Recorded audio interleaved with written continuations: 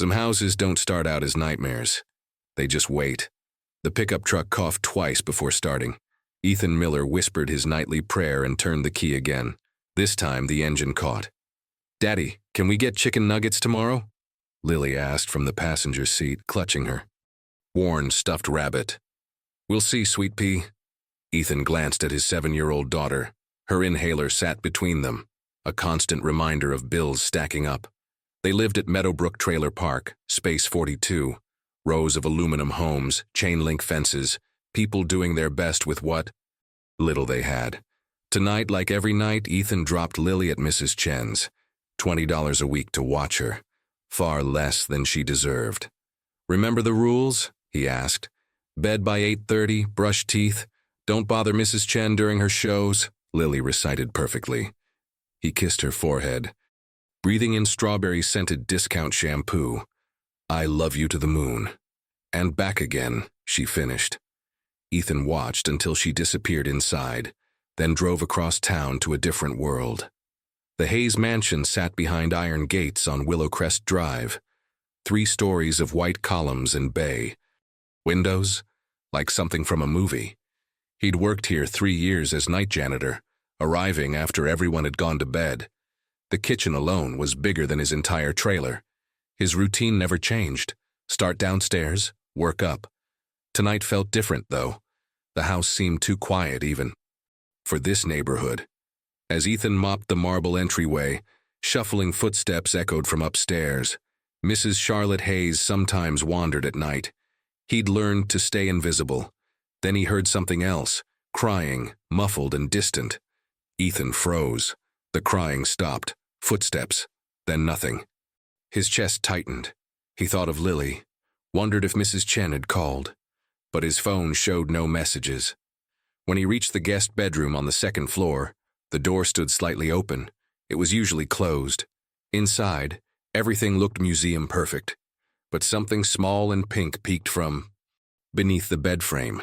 Ethan knelt and pulled it out. Children's underwear, pink with a tiny teddy bear. His hands went cold. It looked exactly like Lily's. Mrs. Hayes was 70-something, a widow. Her children were grown, successful, absent. Why would there be children's clothing here? Had Lily? Somehow. No. Impossible. She'd never been inside this house. The fabric felt soft in his trembling fingers. Too small for an adult. Too specific for coincidence. A knot formed in his stomach as he carefully replaced it where he'd found it.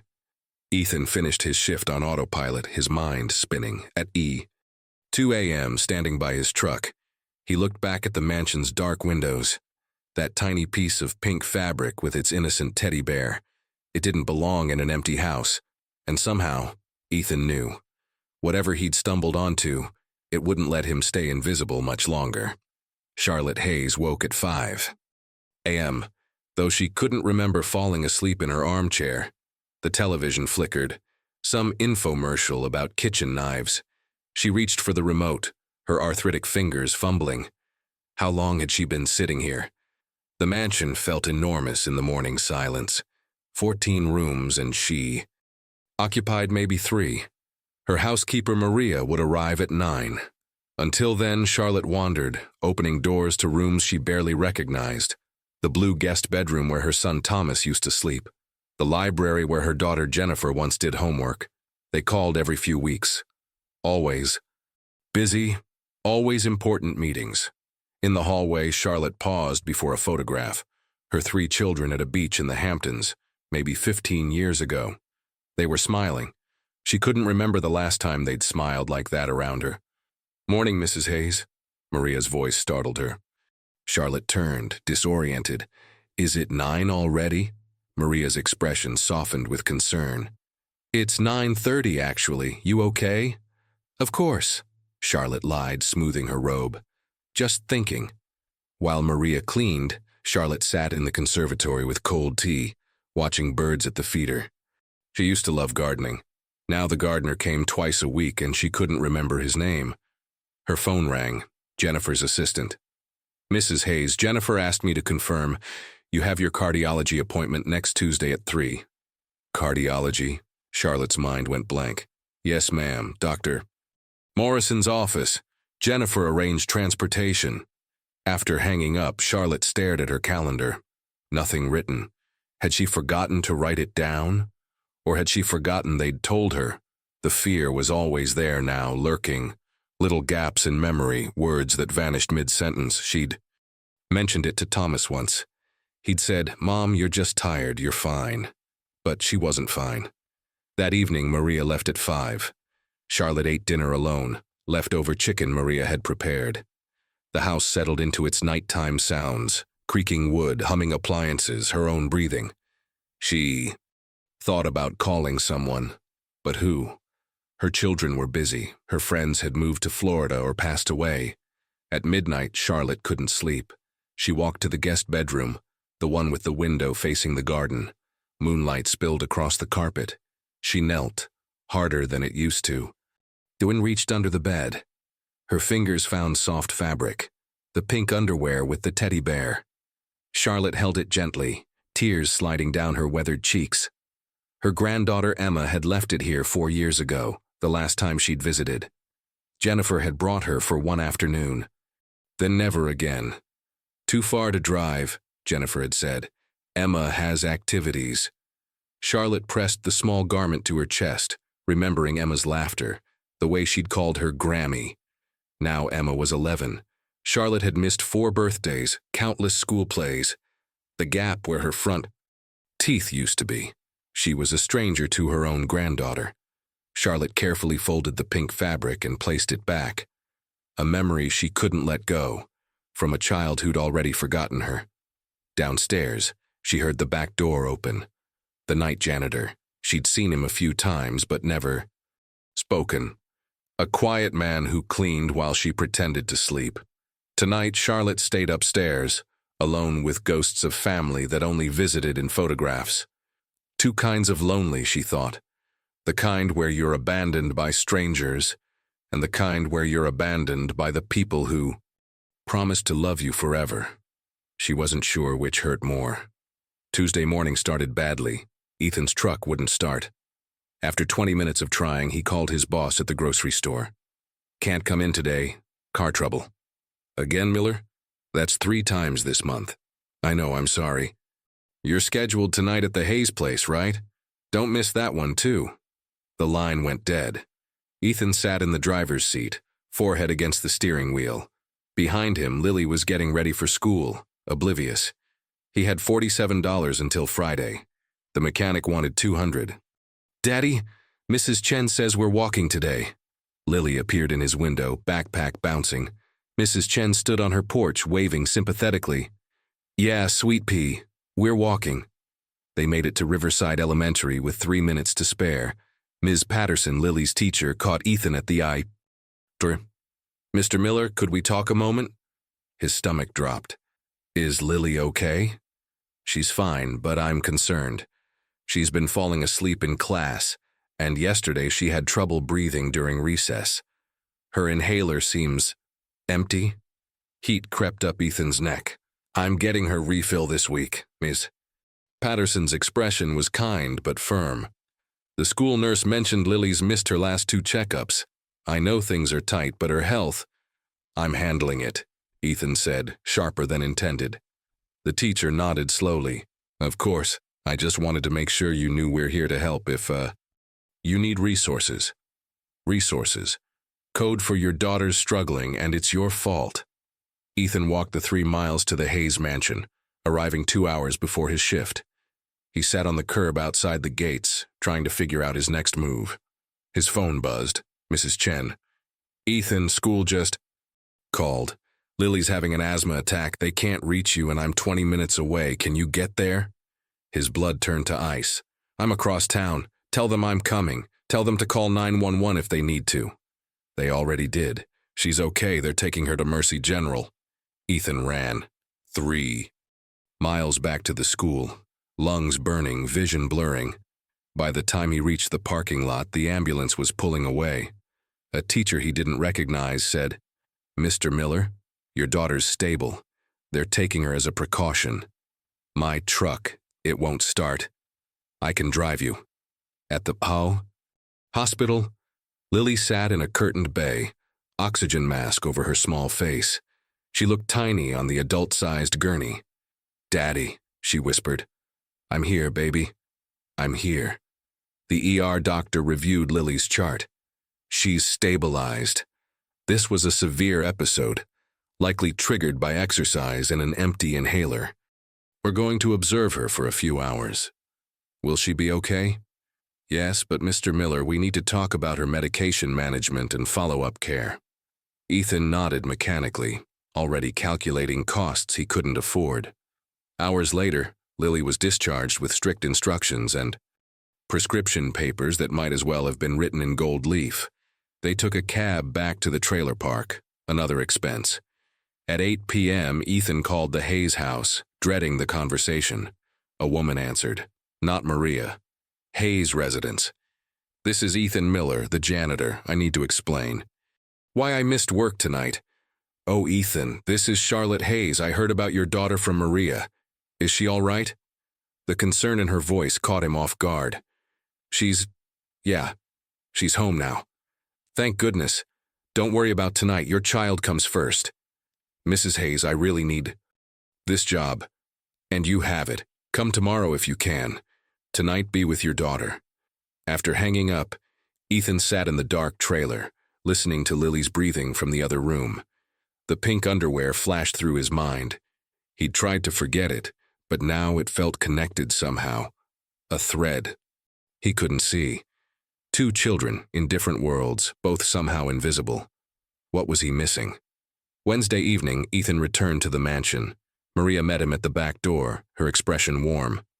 "Mrs. Hayes wants to see you before you start." Panic flickered. "Did I do something wrong?" No.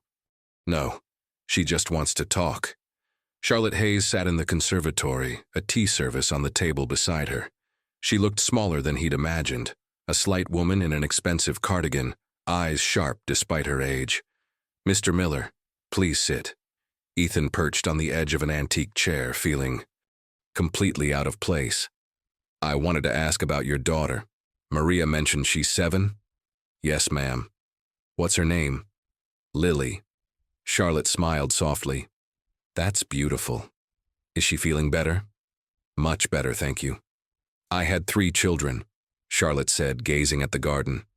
"Busiest years of my life and somehow the happiest. You must worry constantly, raising her alone." Ethan wasn't sure how to respond. "I do my best." "I'm sure you do more than that." She poured tea neither of them would drink. "Mr. Miller, I have a strange request. This weekend, would you consider bringing Lily here? Just for an hour or so. I have books from when my children were young, beautiful editions that no one reads anymore. It seems wasteful for them to sit gathering dust." Ethan blinked. "You want to give Lily books?" "If that's all right. And perhaps she'd like to see the garden. There's a koi pond that delighted my grandchildren once upon a time." Something in Charlotte's voice, a loneliness that matched his own, made Ethan nod. "Saturday afternoon? Perfect. Come to the front door this time, not the service entrance." As Ethan cleaned that night, he kept replaying the conversation. Why? Would a wealthy widow care about his daughter? In the guest bedroom, he paused. The pink underwear was still there, tucked under the bed's edge. On impulse, he checked the closet. Children's books lined one shelf, expensive hardcovers with gilt edges. A toy chest in the corner held stuffed animals. And wooden blocks, all vintage and untouched. This had been a child's room once, maybe still was in Charlotte's mind. Saturday arrived with rare sunshine. Lily wore her best dress, really her only dress that wasn't for school. Ethan had washed it twice to remove a stubborn stain. "Are we really going to a mansion?" Lily asked, bouncing in the passenger seat. "Remember your manners. Say please and thank you. Don't touch anything unless Mrs. Hayes says it's okay." "I know, Daddy." Charlotte opened the door herself, and her entire face transformed when she saw Lily. "Oh, you must be Lily. I'm so glad you came." Within minutes, they were in the library. Charlotte had laid out a spread of books, illustrated classics, fairy tales, adventure stories. Lily's eyes went wide. "These are all for me?" if you'd like them. I think stories should be read, not hidden away. While Lily explored the books, Charlotte and Ethan talked. She asked about his work, his life, never with judgment, just genuine curiosity. You work 2 jobs? The cleaning pays better, but it's nights. Groceries during the day when Lily's at school. That's exhausting. Ethan shrugged. Bills don't care if you're tired. Charlotte watched Lily, who was now reading aloud to a stuffed elephant she'd found. She's wonderful. You should be very proud. I am. My children are grown now, very successful. Her voice carried a weight. They live in different states. I see them perhaps twice a year. Ethan didn't know what to say to that. Come, Charlotte said, standing carefully. Let me show Lily the garden. Outside, the koi pond sparkled in afternoon light. Lily squealed with delight at the orange and white fish swirling beneath the surface. Can I feed them? Of course. Charlotte handed her pellets from a container. Gently now. Ethan watched his daughter, truly happy, carefree in a way she rarely was, and Charlotte, smiling at Lily's joy with an expression that was both beautiful and heartbreaking. 2 people filling empty spaces in each other's lives. As they prepared to leave, Lily hugged Charlotte spontaneously. Thank you, Mrs. Hayes. Can we come back? Charlotte's eyes glistened. I would love that very much. In the truck, Lily clutched her books. She's nice, Daddy. She's lonely like us. What makes you say that? Her house is so big, but it's too quiet, like she's waiting. Something that already left. Sometimes, Ethan thought, 7-year-olds saw things adults missed. That night, working in the mansion's silence, he understood something new. Charlotte Hayes didn't want help. She wanted family. And Lily, who'd never known grandparents, wanted the same thing. Maybe 2. Kinds of lonely could fix each other, even just a little. Over the next 3 weeks, Saturday visits became routine. Lily would spend afternoons with Charlotte while Ethan ran errands or caught up on sleep. At first, he worried about overstaying their welcome, but Charlotte insisted. It's the highlight of my week, she'd said, and meant it. The mansion slowly came alive. Lily's laughter echoed in hallways that had been silent for years. She and Charlotte would read together in the conservatory, paint watercolors in the garden, watch old movies in the media room. Charlotte taught Lily how to play chess. Lily taught Charlotte about Pokemon, which confused the older woman delightfully. So these creatures live in balls? Pokeballs, Mrs. Hayes. You can call me Grammy if you'd like, sweetheart. Lily beamed. Really? Ethan noticed changes in his daughter. She smiled. More, slept better, seemed less anxious. Even Ms. Patterson commented that Lily was more engaged at school. But he also noticed changes in Charlotte. Sometimes she'd forget they were coming and seemed surprised when they arrived. Other times she'd call Lily by the wrong name, Emma, sweetie. Then catch herself embarrassed. Sorry, Lily, Emma is my granddaughter. You remind me of her. Lily took it in stride, but Ethan grew concerned. One Saturday, Maria pulled him aside. Her children should know she's struggling, but they don't call much, and when they do, she pretends everything's fine. Is there anything I can do? Maria shook her head. Just keep coming. You 2 are good for her. That afternoon, Ethan found Charlotte in the guest bedroom, holding the pink underwear. She hadn't heard him approach. Mrs. Hayes? She startled, quickly hiding the fabric. Ethan, I didn't realize you were here. Are you all right? Charlotte's composure cracked. She sat on the bed, suddenly looking every one of her 73 years. This belonged to my granddaughter, Emma. She left it here 4 years ago. I keep meaning to wash it, to put it away properly, but... She trailed off, fingers tracing the teddy bear. If I wash it, I lose even this small piece of her. Ethan sat beside her, the distance between employer and employee dissolving. When's the last time you saw her? 4 years, 2 months, 11 days. Charlotte's voice was barely a whisper. My daughter Jennifer brings her for holidays, Christmas cards with photos. Emma doesn't remember me anymore.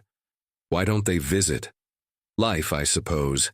Jennifer works in Chicago. Emma has school, activities, friends.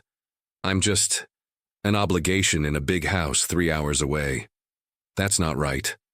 Charlotte smiled sadly. It's reality. Children grow up, build their own lives.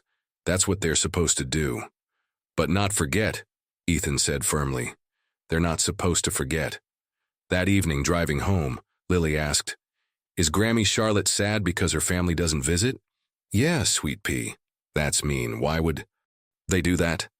"Sometimes people get busy and forget what matters.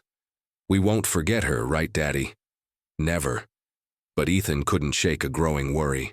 Charlotte was getting worse. Little signs that added up. Asking the same questions multiple times, forgetting where she'd placed things. Once, she'd introduced him to Maria as if they'd never met, though Maria had worked there for 3 years. Monday morning, Ethan was stocking shelves at the grocery store when his phone rang. Charlotte's number. "Ethan, I'm sorry to bother you at work." "No bother. What's wrong?" "I can't find my medication. I've looked everywhere. Maria's not here, and I don't remember if I took it this morning." Her voice shook. "I don't remember much lately." "Okay, just breathe. Where do you usually keep it?" "The kitchen counter. But it's not there, and I can't think straight." "I'm coming over." His boss glared as Ethan rushed out, but he didn't care. At the mansion, he found Charlotte in the conservatory, surrounded by opened drawers and cushions pulled from chairs. "I'm losing my mind," she said. "Literally losing it." Ethan found the medication in the refrigerator next to the milk. "I remember putting it there," Charlotte whispered. "It's okay, we all have days like this." "No." She gripped his hand. "It's not okay. It's happening more often. Last week I left the stove on. Burned a pot black before Maria smelled it. What if there's a fire? What if I hurt someone? Have you talked to your doctor?" "I have an appointment next month. My children think I'm exaggerating. Just getting older, Mom. Nothing to worry about." Ethan stayed with her until Maria arrived, making sure she took her medication, that she ate lunch. That night he stood in the guest bedroom staring at that small piece of pink fabric still tucked under the bed. 2 families broken in different ways. Charlotte, abandoned by children who'd moved on. Lily, growing up without knowing what grandparents could be. A thread connected them now, fragile, maybe temporary, but real. And Ethan would protect it, as long as he could. Dr. Morrison's office called on a Tuesday. "Mrs. Hayes, this is a reminder about your cardiology appointment tomorrow at 3. Charlotte stared at her calendar, blank where the appointment should be written. "Tomorrow?" "Yes, ma'am. Do you need transportation arranged?" "No." "Then my daughter arranged something." After hanging up, Charlotte immediately called Jennifer. Voicemail. She tried again. Voicemail. Thomas, her oldest son, answered on the 5th ring. "Mom, hi. What's up? I'm in a meeting. I have a doctor's appointment tomorrow. Did Jennifer arrange a car?" Silence. "What appointment?" "Cardiology, Dr. Morrison. You both knew about it." "Mom, I'm in Boston. Jennifer's the one handling your local stuff. Call her." "I did. She's not answering." "I'm sure she'll call back. Look, I have to go. Love you." The line went dead. Charlotte tried Jennifer 3 more times. Each call went to voicemail. By 10 p.m., panic had set in. She couldn't drive herself. Her license had been suspended after she'd failed the renewal test. Maria had Wednesdays off. The appointment was important. Dr. Morrison had mentioned concerns about her heart rhythm. At 11 p.m., Charlotte did something she'd never done. She called Ethan's cell phone. "Mrs. Hayes, is everything okay? I'm so sorry to call this late. I have a doctor's appointment tomorrow and I can't reach my daughter and I don't know what to do." "What time?" 3 o'clock. Mercy General. "I work the morning shift tomorrow. I can take you." "Ethan, no, I can't ask you to." "You're not asking, I'm offering." The next day, Ethan picked up Charlotte at 2:30. She waited by the front door, dressed immaculately, but her hands trembled as she locked the house. "Thank you for this," she said quietly. "No problem." At the medical center, they waited in a sterile lobby filled with elderly patients and their children or spouses.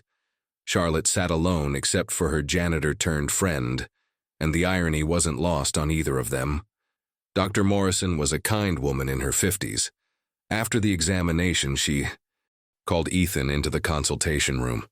"Mr. Miller, are you Mrs. Hayes' son?" "No, just a friend." "I see." Dr. Morrison reviewed her notes.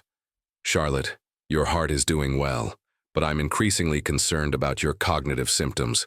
The forgetfulness, confusion, getting lost in familiar places. These aren't normal aging." Charlotte's face paled. "What are you saying?" "I'm recommending you see a neurologist. We need to rule out dementia or at least understand what we're dealing with." The word hung in the air like a death sentence. "My mother had Alzheimer's," Charlotte whispered. I watched her disappear piece by piece. "Let's not jump to conclusions, but you need support at home. Are your children aware of how much you're struggling?" Charlotte didn't answer. Dr. Morrison looked at Ethan. "Is there family who can help coordinate her care? She has 3 children. Where are they today?" Neither Charlotte nor Ethan responded. The doctor's expression shifted to something between sympathy and frustration, an expression Ethan imagined she wore often. "Charlotte, I'm going to be direct. You cannot live alone anymore. It's not safe. You need either family support or we need to discuss assisted living options." "I'm not leaving my home," Charlotte said firmly. "Then family needs to step up." In the car, Charlotte cried quietly. Ethan drove in silence, giving her space. "I'm terrified," she finally said. "My mind is all I have left. If I lose that..." "You're not losing anything yet. The doctor said we need more information. I watched my mother die not knowing who I was. I can't do that to my children." "Your children should be here, Charlotte." She wiped her eyes. "They have lives. So do you." That evening, Ethan stayed late after his shift started. Maria had returned and was horrified to hear about the appointment. "Those children should be ashamed," Maria muttered, preparing dinner neither Charlotte nor Ethan would eat. Around 9, Charlotte's phone finally rang. Jennifer. Ethan listened from the hallway, pretending to clean. "Mom, sorry I missed your calls. Crazy day. How'd the appointment go?" Charlotte's voice was steady, controlled. "Fine. Everything's fine." "Good. Listen, I can't talk long, but I wanted to remind you. Thanksgiving is at Thomas's this year. We'll send a car to pick you up. Thanksgiving is 6 weeks away." "I know, but I wanted to give you advance notice. Emma's really excited to see you." After the call ended, Ethan found Charlotte in the conservatory, staring at nothing. "Why didn't you tell her?" he asked. "Because then it becomes their problem, their burden. I've been a burden enough." "You're not a burden. You're their mother." Sometimes those are the same thing. Later, driving home at 2 a.m., Ethan thought about his own mother, dead from cancer when he was 16. He'd have given anything for one more day, one more conversation. Charlotte's children had all the time in the world and chose to waste it. That pink underwear under the bed wasn't just Emma's. It was a symbol of every moment Jennifer had chosen not to visit, every birthday Emma had grown up without her grandmother, every excuse that seemed reasonable until you added them all together. Neglect didn't always look like bruises. Sometimes it looked like empty mansions and unanswered phone calls. Sometimes it wore expensive suits and checked its watch during the rare moments it showed up at all. Sunday morning, a silver BMW pulled into the Hayes driveway. Thomas Hayes, Charlotte's oldest son, emerged wearing pressed khakis and an impatient expression. He let himself in with his own key, not bothering to knock. Ethan, who'd arrived early to help Charlotte prepare for the week, watched from the kitchen doorway. "Thomas," Charlotte stood from her chair, steadying herself. "What a surprise." "Hey, Mom." He kissed her cheek, perfunctorily. "I'm in town for a conference. Thought I'd stop by, check on things." "That's wonderful. Have you had breakfast? I can make..." "I ate at the hotel." His eyes scanned the room, assessing rather than visiting. "Place looks good. Maria keeping up?" "Of course." Thomas's gaze landed on Ethan. "You the janitor?" "Yes, sir." "Working on a Sunday?" "Just helping your mother with a few things." Thomas's expression suggested this fell outside acceptable parameters but wasn't worth pursuing. He turned back to Charlotte. Mom, we need to talk about the house. The house? Jennifer and I have been discussing it. This place is huge. Way too much for one person. Have you thought about downsizing? Charlotte's hands tightened on her armrest. This is my home. I know, but practically speaking, Thomas, I'm not selling my home. Mom, nobody's saying sell, but maybe a condo? Something smaller, easier to maintain, or even one of those nice senior communities. They have activities, social. I don't want activities. Lily appeared from the library, carrying a book. Grammy Charlotte, I found the one with the princess who… Oh. She stopped, seeing Thomas. Who's this? Dumas's tone sharpened. This is Lily, Charlotte said quickly. Ethan's daughter. She visits sometimes. Thomas looked between Ethan and Lily, then at his mother. Mom, can I talk to you privately? In the study, voices carried through the old house. You're having the hired help bring their kids.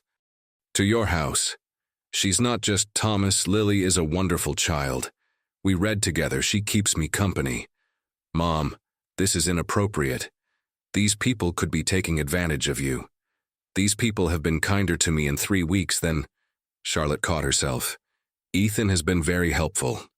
I'm sure. Look, this is exactly what I'm talking about. You're not thinking clearly. First, the appointment you forgot to tell us about. Now, strange children in your house. She's not strange. She's 7 years old. Mom, be honest. Are you having problems, memory issues? Silence. We need to discuss your future. What happens when you can't live alone anymore? I'm managing fine. Are you? Because from where I'm standing, it looks like the janitor is managing your life. In the hallway, Ethan felt rage building. He motioned for Lily to wait in the library. Thomas emerged 15 minutes later, his mother following with red-rimmed eyes. I need to get back to the conference, he announced. Mom, think about what I said. Jennifer and I will call this week. After he left, Charlotte sank into her chair, looking decades older. I'm sorry you heard that, she said to Ethan. He's wrong about you. Is he? Maybe I am confused. Maybe I am being taken advantage of. Do you believe that? She looked at him. Really looked. No. Then don't let him convince you otherwise. Lily reappeared, cautious. Is the mean man gone? Despite everything, Charlotte smiled. Yes. Sweetie, he's gone. That evening, Ethan overheard Thomas on a phone call as he was leaving. The son stood in the driveway, voice carrying. Yeah, Mom's definitely losing it. Has some janitor and his kid practically living there. No, Jennifer, I'm serious. We need to talk about power of attorney before she makes bad decisions. I know it's complicated, but the longer we wait, the harder it gets. Just saying, that house is worth $3 million, and if she starts signing things or changing her will… Ethan's hands clenched. He wanted to confront Thomas, to tell him exactly what kind of son he was. Instead, he went back inside. Charlotte sat in the conservatory, holding that pink underwear again. Emma's 11 now, she said without looking up. Thomas says she's on the honor roll, plays soccer. I learned that from Christmas cards. Charlotte, my children think I'm a burden. Maybe they're right. No. Ethan sat beside her. They think you're an asset, that's worse. She looked at him confused. They don't visit because they care. They show up when they need something, when it's about property or money or covering their guilt. But you, Lily, you're not valuable to them in a way they can put on a spreadsheet. Charlotte's tears fell silently. Lily loves you, Ethan continued. Not because you're rich, but because you listen to her. You play with her. You see her. When's the last time your children did that for you? That's different. They're adults with responsibilities. So were you. I bet you still made time. Charlotte didn't answer because she knew he was right. Later, as Ethan left, Maria caught his arm. That boy only comes when he wants something, she said quietly. Last year, it was to appraise the furniture. Year before to… Check if she'd updated her insurance. Does Charlotte know? She pretends not to. It's easier than admitting her children see her as a future inheritance instead of a mother. Ethan drove home thinking about Emma's pink underwear, a 4-year-old memory that Charlotte clung to because it was all she had, and Thomas, who couldn't spare an hour on a Sunday morning to just sit with his mother without an agenda. Two kinds of poverty, he thought. His was obvious: broken truck, empty wallet, constant worry. Theirs was invisible but just as cruel: a mansion full of everything except what mattered. October brought cooler weather and mounting tension. Charlotte's episodes were getting worse. She'd left the bathtub running and flooded the upstairs bathroom. She'd called Maria by her deceased mother's name. Twice, Ethan had found her wandering the garden at midnight, disoriented and cold. The neurologist appointment was scheduled for November. Her children had been too busy to accompany her. One Saturday afternoon, Charlotte asked Lily to help organize the guest bedroom. "We should freshen it up," Charlotte said. "Make it nice in case Emma ever visits." Lily, now comfortable in the mansion, eagerly began sorting through the closet. She pulled out children's books, old toys, a music box that played a tinny lullaby. "Grammy Charlotte, who's Emma?" Charlotte sat on the bed, holding a framed photo, a little girl with dark curls and a gap-toothed smile. "My granddaughter, Jennifer's." "Daughter? She's pretty. Why doesn't she visit?" The question was so simple, so innocent, that Charlotte's carefully maintained composure finally shattered. "Because I wasn't enough," she whispered. "Because her mother decided that coming here was too much trouble, and I didn't fight hard enough to change her mind." Lily, with the intuition of children, climbed onto the bed beside her. "That's sad." "It is. I wish I had a grandma before you. My other grandparents died before I was born." Charlotte pulled Lily close. "Then we're lucky we found each other." Later, Lily found the pink underwear, tucked in a drawer. "Grammy, why do you keep this?" Charlotte took it gently. "Emma left it behind the last time she was here. 4 years ago. She was 7, the same age you are now. I have underwear just like this, with the teddy bear." "I know. That's one reason you reminded me of her when we first met." Ethan appeared in the doorway, having overheard. "Charlotte, is that why you invited us here? Because Lily reminded you of Emma?" Charlotte looked up, tears streaming. "At first, maybe. But now, Lily is Lily, special in her own right. And you, Ethan, you've given me something my own. Children haven't in years. What's that? Purpose, reason to get up in the morning, someone who actually wants to spend time with me." That evening, after Lily fell asleep in the car, Ethan carried her inside their trailer. His phone buzzed, a text from Maria. "Charlotte's daughter, Jennifer, just called. Says she's coming tomorrow to assess the situation. Thought you should know." Sunday arrived with threatening clouds. Jennifer Hayes arrived in a black Lexus, dressed like she was heading to a board meeting. Mid-40s, polished, efficient, every inch her brother's sister. Maria let her tour. Charlotte, who'd been having a good morning, immediately tensed. "Jennifer, what a surprise." "Hi, Mom." A brief hug. "Thomas called me. Said things are getting concerning." "Things are fine." "Are they?" Jennifer pulled out her phone, scrolling. "He said you have strangers in the house. Regularly, you're forgetting appointments, you flooded the bathroom. I explained that, the faucet is old." "Mom." Jennifer's voice was kind but firm, the tone of someone used to solving problems. "We need to talk seriously about your care." Charlotte's hands trembled. "I'm managing. With help from the janitor. Ethan has been very kind." "I'm sure, but Mom, this isn't sustainable. Thomas and I think it's time to look at facilities, nice places where you'd have professional care, activities. You want to put me in a home. I want you to be safe." "I am safe." "You left the stove on last month. You got lost coming back from the mailbox. Maria found you standing in the garden at 2 a.m. in your nightgown." Jennifer's voice cracked slightly. "Mom, I can't sleep at night worrying about you." "Then visit more often," Charlotte said quietly. The words hung between them. "That's not fair." Jennifer said. I have a demanding job, a daughter, a husband, and I had 3 children, a household to run, a husband who traveled constantly for work. I still made time. Times were different then. No, priorities were different. Jennifer looked away, jaw tight. This isn't about blame. This is about what's best for you. What's best for me is staying in my home, even if it's not safe.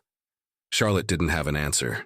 Ethan, who'd arrived for his evening shift, witnessed the tail end of the conversation from the hallway. Jennifer noticed him. You're Ethan? Yes. Ma'am, can we talk privately? In the study, Jennifer closed the door. Her professional demeanor was fully engaged. How long have you worked for my mother? 3 years. And your daughter, Lily, she's been coming here how long? About 2 months. Jennifer crossed her arms. I need to be direct. My mother is vulnerable right now. I'm concerned about me taking advantage of her. Ethan's voice was calm but cold. About anyone taking advantage of her. She's confused, lonely, possibly in early stages of dementia. That makes elderly people targets. I haven't asked your mother for anything yet. Look, I'm not trying to be harsh, but I've seen this before. Caretakers, friends, people who befriend wealthy elderly individuals and slowly… Your mother was alone, Ethan interrupted. Completely alone.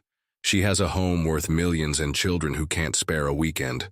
My daughter and I spend time with her because we care, not because we want something.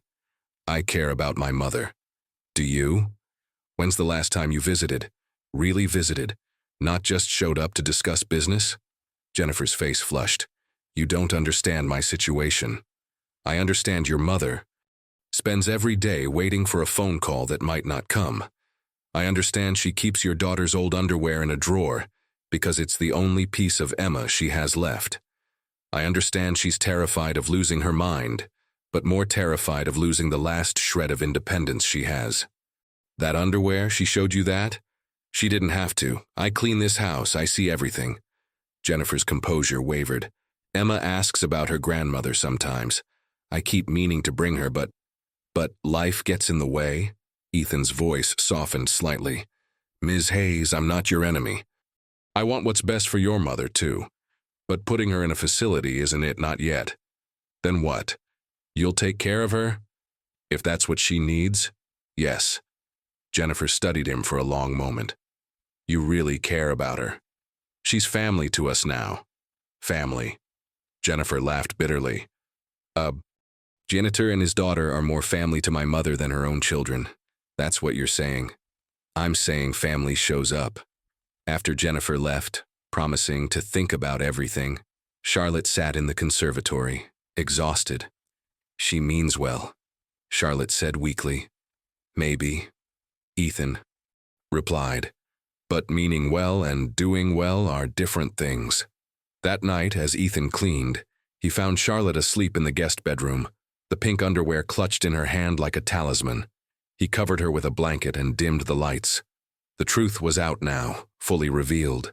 That small piece of fabric represented 4 years of abandonment, a grandmother who'd been forgotten, a child who'd moved on, and a family that had everything except the courage to actually be present.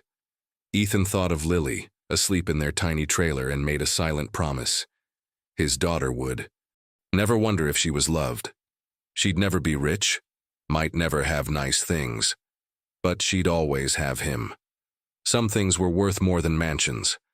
The weather forecast predicted severe storms all week. By Thursday, rain hammered Meadowbrook Trailer Park. The roof leaked in 2 places. Ethan set out buckets and hoped the worst would pass. At school, Lily's teacher called. Mr. Miller, Lily seems off today. She's been wheezing. I'll pick her up early. But when Ethan arrived, Lily's breathing had worsened. Her inhaler, he realized with sinking dread, was nearly empty. He'd been rationing it, trying to stretch it until payday. Daddy, my chest hurts. I know, baby, we're going home. You'll be okay. The drive back was a nightmare fuel. Rain pounded the windshield and Lily's breathing grew more labored. By the time they reached the trailer, she was struggling. Sweet pea, we need to go to the hospital. He carried her to the truck, but when he turned the key, nothing. The engine clicked uselessly. No, no, no! Ethan tried again. Dead. Lily's lips were starting to pale. Panic flooded his system. The nearest hospital was 3 miles. The trailer park had no cell service in bad weather. His neighbors were elderly or working. The mansion. It was close, maybe a mile if he cut through the woods. Ethan wrapped Lily in his jacket and ran. Rain soaked them immediately. Lily wheezed against his chest, each breath more shallow than the last. His legs burned, lungs screamed, but he didn't. Stop! He burst through the Hayes mansion's back entrance, rain pouring in behind him. Charlotte, Maria, anyone! The house was dark. He stumbled through the kitchen toward the stairs and found Charlotte at the bottom, crumpled against the banister. Charlotte. She looked up, dazed and pale. I fell. I can't. My leg. For one terrible moment, Ethan faced an impossible choice. His daughter was dying in his arms. Charlotte might have broken something serious. He couldn't help both. Hold on, he gasped, pulling out his phone. Signal. Barely 1 bar. He dialed 911. 911, what's your emergency? 2 emergencies, same location. 7-year-old girl, severe asthma attack, respiratory distress, and elderly woman, fell downstairs, possible fracture. 1247 Willowcrest Drive. Sir, which patient is critical? Ethan looked at his daughter, then at Charlotte. Both needed help now. Both of them. Ambulances dispatched. Stay on the line. He set Lily on the couch, checking her breathing, too fast, too shallow. Then moved to Charlotte, who was crying softly. Ethan, what happened? You fell. Help is coming. Lily, is she? She will be. We both will be. The operator walked him through positioning Lily to ease her breathing, checking Charlotte's injuries without moving her. Minutes crawled by like hours. Finally, sirens. Paramedics swarmed in, splitting into 2 teams. One took Lily, placing an oxygen mask over her small face.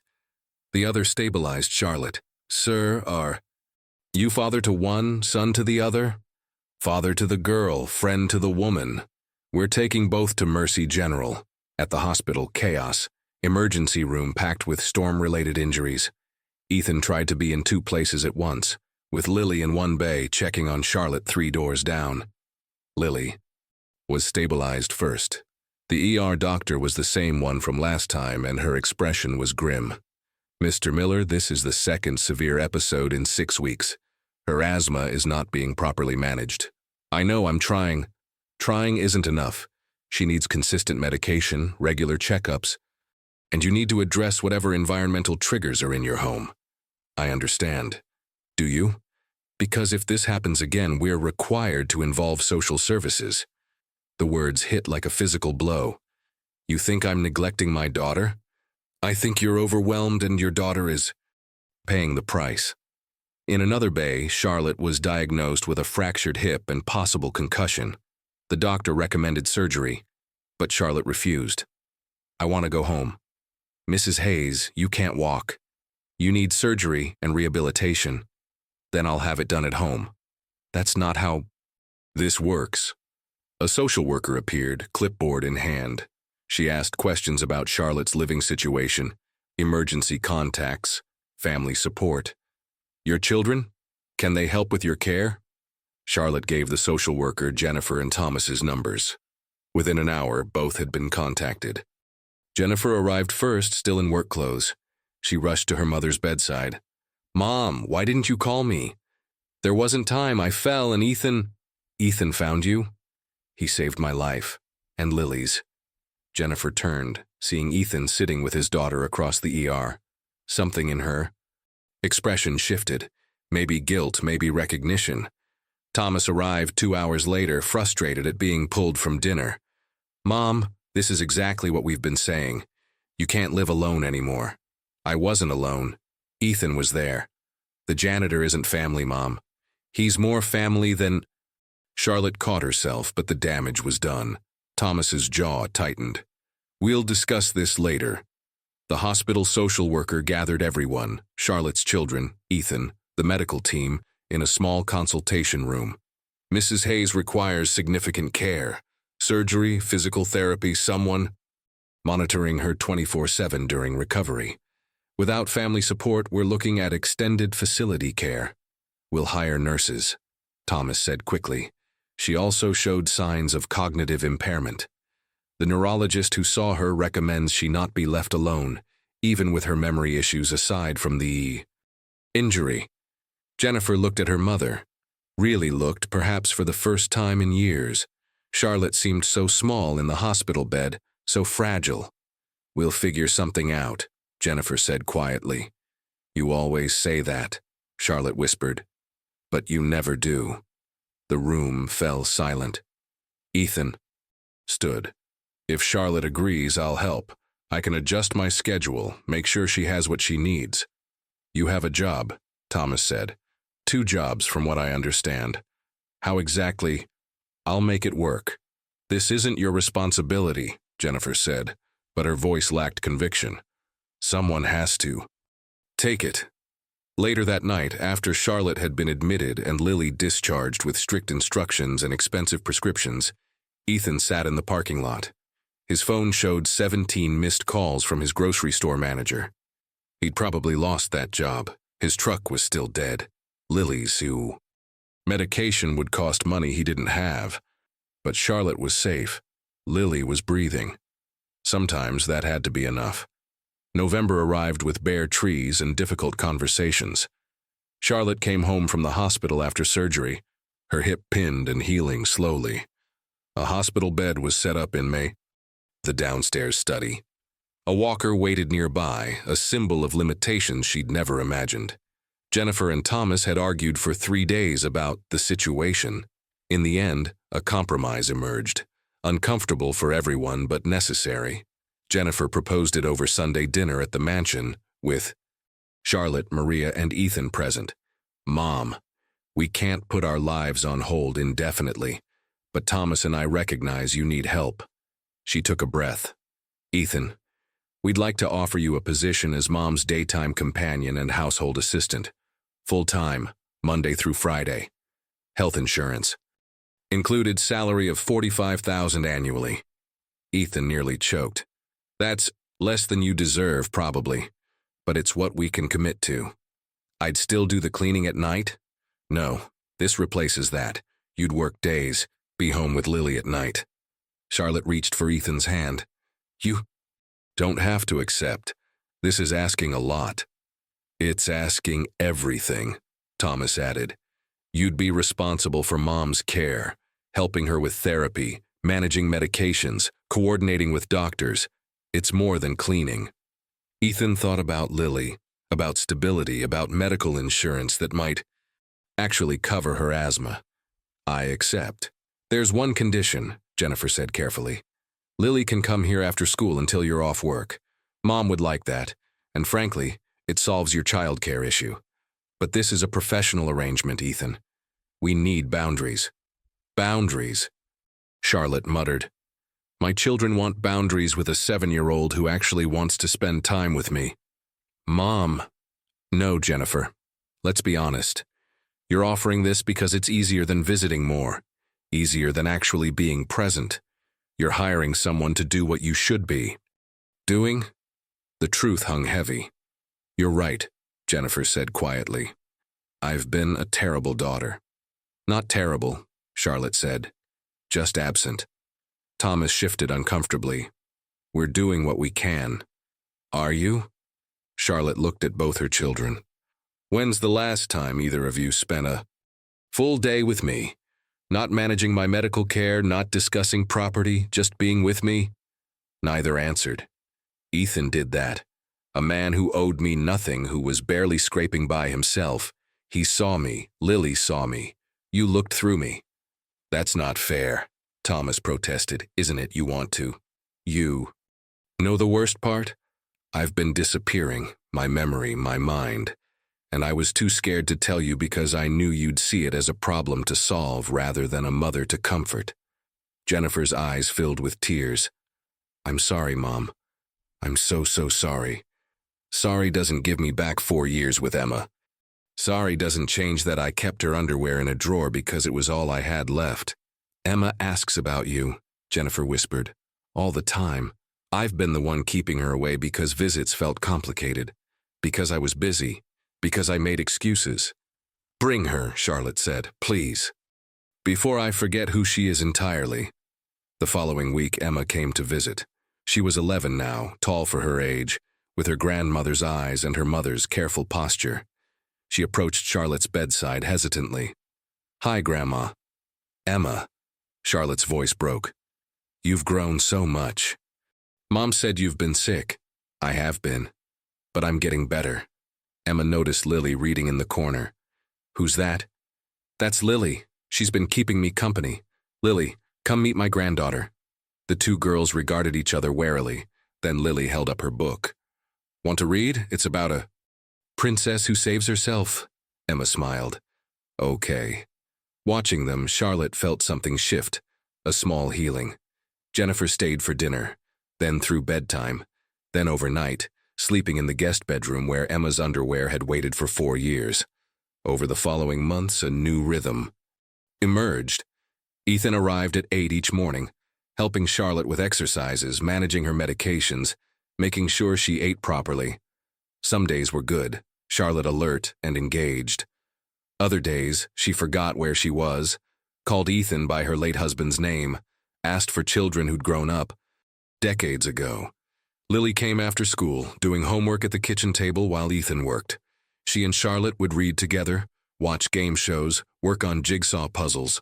On bad days, Lily would simply sit beside Charlotte, holding her hand. Grammy's having a foggy day, she'd tell Ethan, but I think she knows I'm here. Jennifer visited every Sunday, sometimes bringing Emma. The visits were awkward at first. Too much history, too many regrets. But slowly, something resembled a relationship rebuilt itself. Thomas came less often, but when he did, he stayed longer. Once, Ethan found him, sitting beside his mother while she slept, tears running down his face. I wasted so much time, Thomas said. You're here now. Is that enough? Ask your mother when she wakes up. The medical prognosis wasn't good. Charlotte's dementia was progressing, some days faster than others. The doctors gave her maybe 2 years of relative clarity, then a gradual decline. But those 2 years, Ethan realized, could be filled with something other than loneliness. One Saturday in December, Lily asked, Daddy, is Grammy Charlotte going to die? They were sitting in the mansion's conservatory, watching. Snow fall outside. Everyone dies eventually, sweet pea. But soon. Probably sooner than we'd like. That's sad. It is. But we made her happy first, right? Ethan pulled his daughter close. Yeah, baby, we did. That evening, Charlotte had a moment of perfect clarity. She called Ethan to her bedside. I want to show you something. She pulled out a small wooden box from her nightstand. Inside, Emma's pink underwear, now carefully folded. But also, a photo of Lily and Charlotte in the garden, both laughing. A drawing Lily had made of their family. A note from Jennifer. Thank you for not giving up on us. This is my treasure box now, Charlotte said. Not just memories of what I lost, but what I found.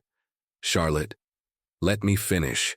When I'm gone, and I will be, sooner rather than later, I want you to know something.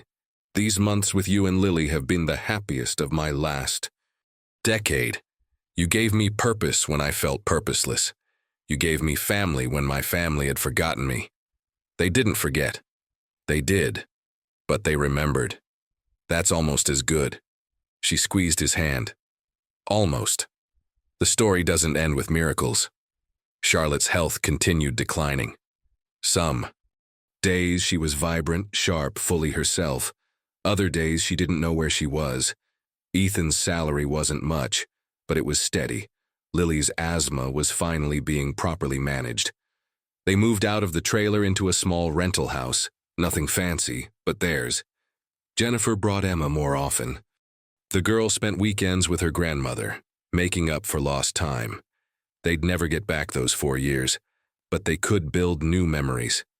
Thomas visited monthly, always uncomfortable, but always present.